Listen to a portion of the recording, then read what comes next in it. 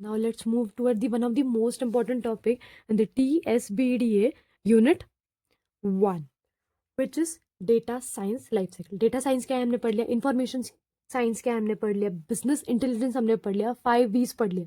अगर इनमें कोई डाउट हो तो डिस्क्रिप्शन में लिंक है. अब हम लोग जा रहे हैं डेटा साइंस की लाइफ साइकिल. देखो अभी तुम लोग इंजीनियरिंग पढ़ोगे ना, आगे के सब्जेक्ट पढ़ोगे ना, तो उसमें बहुत सारी लाइफ साइकिल्स आएगी आगे. तो this is one of the easiest और ये जल्दी याद भी रह जाती है. इसमें होता है 1 2 3 4 5 6 7 फेजेस होते हैं. याद रखना डेटा साइंस लाइफ साइकिल में. और ये भी क्वेश्चन बहुत ज़्यादा इंपॉर्टेंट है. सबसे पहला क्या है, business understanding. Yes, business understanding. Understanding business, उससे तुम लोग देख लो ना कि देखो डेटा साइंस लाइफ साइकिल क्या होता है ना, कि पहला गोल क्या है, हमें जो डेटा कलेक्ट करना है वो क्यों कलेक्ट करना है, किस चीज़ के लिए कलेक्ट करना है, इसकी अंडरस्टैंडिंग हमें होनी चाहिए. Business understanding means clearly knowing what the problem needs to be solved. अभी देखो पहले तो बात ये होता है कि अभी बहुत सारे प्रॉब्लम्स के सॉल्यूशन आ गए. देखो अभी जैसे चैट जीपीटी है. चैट जीपीटी को बनाया है क्योंकि हमारी लाइफ थोड़ी ईजी हो जाए. तो पहले कोई तो कुछ तो प्रॉब्लम थी, हम गूगल पे सर्च करते थे बट हमें उतना एक्यूरेट आंसर नहीं मिलता था. बस वेबसाइट्स मिलती थी, उसमें से अगर आंसर मिल गया तो best, well and good. But क्या प्रॉब्लम सॉल्व की चैट जीपीटी ने हमारी, कि हम जो क्वेश्चन डाल रहे हैं पर्टिकुलर, वही क्वेश्चन का आंसर हमें एक्यूरेट मिलना चाहिए. उसने हमें क्वेश्चन को समझना चाहिए. सो ये हमारी क्या हुई, प्रॉब्लम सॉल्व हो गई. तो ऐसे होता है कि प्रॉब्लम्स क्या होता है ना, सॉल्व करता है ये हमारे.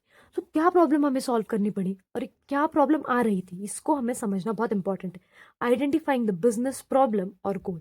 क्या बिजनेस प्रॉब्लम आ रही, क्या गोल है. जैसे हम लोग चलो पकड़ते हैं कि हमारी एक कंपनी है, स्मॉल स्केल है. स्मॉल स्केल हमारा बिजनेस है, समझ लेते हैं. ओके, स्मॉल स्केल बिजनेस है. और वो बिजनेस ना मैं तुम्हारी रियल लाइफ में बताती हूँ कि समझ लो तुम लोग ने कोई, अभी ये होता है ना तुम्हारे दोस्त दोस्त मिलके यार बिजनेस डालेंगे सब मिलके साथ में, तो ऐसा ही समझो एक बिजनेस. हम अभी जो वायरल चल रहा है वो है चॉकलेट बाउल. चॉकलेट बाउल का तुमने बिजनेस डाल दिया. अब हो क्या रहा है, बहुत सारे जो चॉकलेट बाउल दे रहे हैं उनमें किसी में जो ब्राउनी वो यूज़ कर रहे हैं वो बहुत ज़्यादा शुगर है उसमें.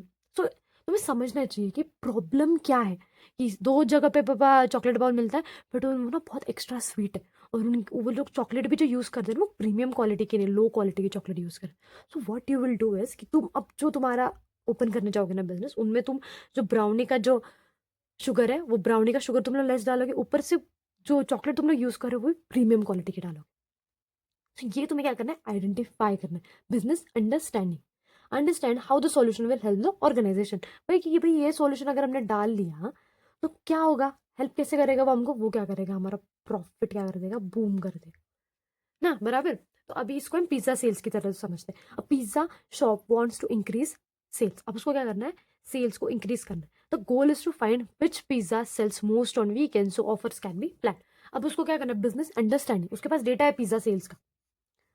अब उसको क्या देखना है कि वीकेंड्स पे कौन सा वाला पर्टिकुलर पिज्जा है, मार्गरीटा है, वो वाला पिज्जा सबसे ज्यादा बिकता है ऑन वीकेंड्स. तो वो क्या करेगा, मार्गरीटा पे कुछ ऑफर्स लगा देगा कि थम्स अप फ्री है, या लावा चॉकलेट लावा फ्री है, या कुछ भी एक्स्ट्रा ऑफर्स. उससे क्या होगा, मार्गरीटा तो लोग लेते ही है, उसकी वजह से इस पे भी वो लोग इजीली स्पेंड कर देंगे, इसका एक कॉम्बो बना देंगे वो लोग. सो ये होता है कि बिजनेस अंडरस्टैंड, पहले अंडरस्टैंड करके लेना और फिर ऑर्गेनाइजेशन ऑर्गेनाइजेशन को कैसे हेल्प हो उसको देखना. Now let's move towards the data exploration. अब बिजनेस अंडरस्टैंड कर लिया हमने कि क्या प्रॉब्लम आ रही थी, हमने देख लिया कि पिज्ज़ा, ये वाला जो पिज्ज़ा है ना वो चल रहा है ज़्यादा वीकेंड्स पे. बट अब क्या होता है ना, डेटा एक्सप्लोरेशन, एक्सप्लोर करना. एक टेबल दिया है तुमको, एक तो ये मैं छोटा सा टेबल बना रही हूँ, पर अगर तुम बिग डेटा की बात करो तो ये टेबल बहुत बड़ा होगा. इसमें कुछ 50,000 के ऊपर रोज होंगे, कॉलम्स होंगे, बहुत बड़ा डेटा होगा. तो हमें क्या करना पड़ता है, पहले डेटा को एक्सप्लोर करना पड़ता है, अंडरस्टैंड करना पड़ता है. बाबा इसमें कॉलम कितने हैं, इसमें रोज कितनी है, ये जो इसमें टेक्स्ट प्रेजेंट है वो कौन से फॉर्मेट में प्रेजेंट है, पापा इमेजेस है या क्या है. Check count of rows and columns, हम रोज एंड कॉलम्स के ये देखेंगे. डेटा टाइप्स हम स्टडी करेंगे कि नंबर्स है, टेक्स्ट है, डेट्स है. और फिर हम इसमें देखेंगे पापा कौन सा डेटा है कि जो मिसिंग है, ऐसे. अब देख, looking at pizza sales data to see total order कितनी आई है. अभी टोटल मतलब इसमें टोटल ऊपर ऊपर से हम डेटा देख रहे हैं. यहाँ पे कॉलम है जो टोटल ऑर्डर बता रहा है पहले के 2 महीने का, 2 मंथ्स का. तो ये जो टोटल ऑर्डर का कॉलम है हम उसको एक्सप्लोर करेंगे. अच्छा ये होगा मोस्ट ऑर्डर पिज्जा, इसमें हम लोग क्वांटिटी में देखेंगे कि सबसे ज़्यादा क्वांटिटी ये थी कि बाबा 2 महीने में कुछ 10,000 के ऊपर से ये वाला पिज़्ज़ा गया है। तो उससे हमें पता चलेगा सेल्स बाय डे। सो ये चीज़ें क्या करेंगे हम ऊपर-ऊपर से एक्सप्लोर करेंगे। अभी हम लोग अंदर नहीं जा रहे इसके। Then the third phase in data science life cycle is data visualization. Visualization से तुम्हें ये याद आना चाहिए कि विजुअलाइजेशन का मतलब होता है ग्राफ, चार्ट। यहाँ पे देखो ग्राफ है, लाइन ग्राफ है, पाई चार्ट है, बार ग्राफ है। ओके, सो क्या होता है अब इस डेटा को जो हमने अंडरस्टैंड कर लिया, एक्सप्लोर कर लिया, अब इस डेटा को कन्वर्ट करना किसमें, विजुअल फॉर्म में। अब यहाँ पे अगर मैं तुम लोग को बोलूँ, यहाँ पे एक कॉलम बना दूँ कि मैथ्स में जितने बच्चे हैं वो मतलब पूरे मैथ जिनको पसंद है वो है 55% है, 55% of whole earth.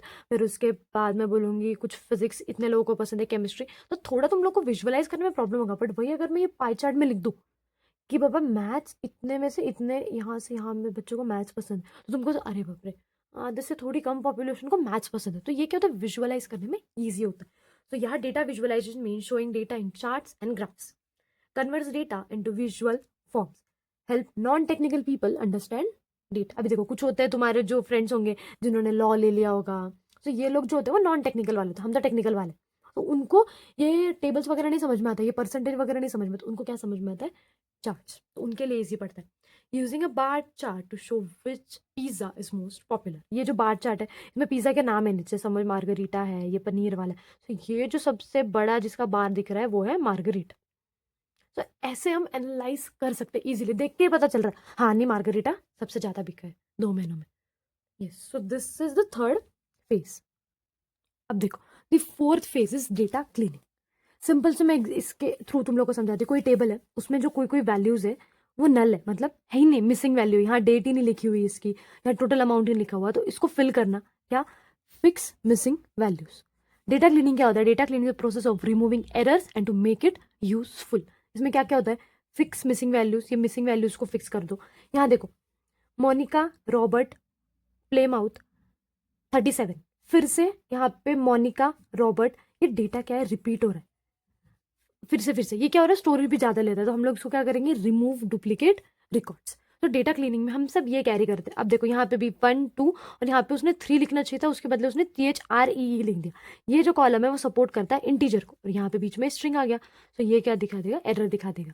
So correct wrong और इनकंसिस्टेंट डेटा। तो डेटा क्लीनिंग में क्या होता है, ये सारी प्रोसेस क्या होती है, फॉलो की जाती है। रिमूविंग रिपीटेड कस्टमर ऑर्डर्स और fixing missing prices in pizza sales data.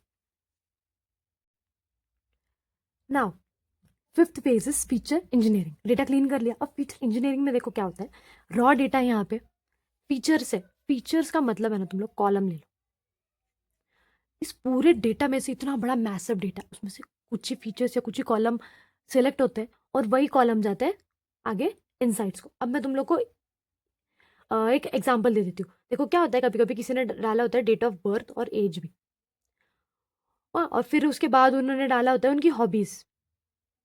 अभी नाउ ठीक है, डेट ऑफ बर्थ डाल दिया तुमने, एज डाल दिया, बट हॉबीज की कोई नहीं है जरूरत इतनी। कुछ डेटा है हमारे पास स्टॉक का, उसमें तुम लोग की हॉबीज क्या है वो उससे हमें को लेन देन ही नहीं, तो ये हम लोग लेंगे ही नहीं आगे। क्यों फिर मॉडल को फालतू में कंफ्यूज करना है और वहां पे स्पेस बढ़ानी है आगे जाके, तो इसको लेंगे ही नहीं। तो फीचर इंजीनियरिंग क्या होता है ना, याद रखना, ये टर्म बहुत इंपॉर्टेंट है और ये आगे भी आएगा।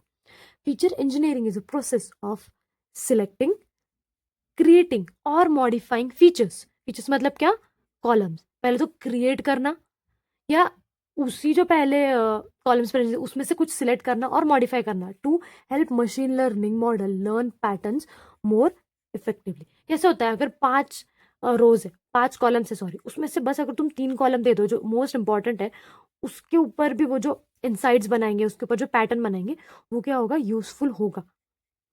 Convert raw data into meaningful features, reduce irrelevant data. Obvious बात, जो इरिलेवेंट डेटा या हॉफ भी जैसा नहीं चाहिए उसको वो रिड्यूस कर देता है, और इंप्रूव्स मॉडल एक्यूरेसी। इसकी वजह से क्या होती है, जो एक्यूरेसी होती है मॉडल की वो क्या होती है, बढ़ जाती है। तो यहाँ पे भी और एक सिंपल एग्जांपल है, फुल एड्रेस दे दिया है। फुल एड्रेस में थोड़ा कंफ्यूजन हो जाएगा, तो उन्होंने क्या किया, स्ट्रीट और सिटी, स्ट्रीट सिटी और जिप कोड में फुल एड्रेस को क्या किया है, जो ऑलरेडी एक कॉलम था उसको क्या किया उन्होंने, मॉडिफाई कर दिया है न्यू कॉलम्स क्रिएट करके। So this is all about feature engineering and this is the fifth phase of data science life cycle. Now sixth phase is data mining. Data mining मतलब जैसे हम लोग नॉर्मल जो mining करते हैं वो क्या होता है, अंदर डीप तुम लोग जाते हो, ग्राउंड के, फिर वहाँ से जो सोना है, कोल है, वो सब निकलता है ज़मीन के नीचे से, उसके थ्रू समझो इसको, डेटा को माइन करना। उसका मतलब क्या होता है, डेटा के अंदर अंदर अंदर जाके उसमें से हिडन पैटर्न्स फाइंड करना is the process of finding hidden patterns in large data. Discover relationships in data, relationship discover करना कि ये डेटा इस फीचर से, ये कॉलम उस रो से कैसे कनेक्टेड है। और ये it is best for like data mining works on large data, क्योंकि अगर छोटा डेटा सेट है उसमें पता चल जाता है इजीली कि यार इसमें पैटर्न क्या होने वाले, पर बिग डेटा में पैटर्न इजीली पता नहीं चलते। एग्जाम्पल क्या है, finding that customer who order pizza often also order cold drinks. So ये क्या है, पैटर्न कि ये वाला अगर पिज्जा ऑर्डर कर रहे हैं ना मार्गरीटा, और ये वाला जो कस्टमर है जो कोई सिटी ए में रहता है, ये हमेशा क्या करता है, इस मार्गरीटा पिज्जा के साथ 2 कोल्ड ड्रिंक ऑर्डर करता ही करता है, और ये इसका रिपीटेड बिहेवियर है। तो ये क्या हो गया, एक पैटर्न हो गया। तो अगली बार हम उस बंदे को, या फिर ऐसे 4-5 लोग होंगे जो ऐसे कर रहे हैं, कुछ पैटर्न दिख रहा है हम लोग को, तो हम क्या करेंगे, उसमें ऑफर लाना स्टार्ट करेंगे। Now the seventh is predictive modelling, which is the last phase of data science life cycle. Predictive modelling मैंने पहले भी बोला था, डेटा साइंस अगर तुम पढ़ रहे हो तो data science is all about prediction. किसका प्रिडिक्शन करना, फ्यूचर का प्रिडिक्शन करना, किसके हेल्प से, पास्ट डेटा के हेल्प से।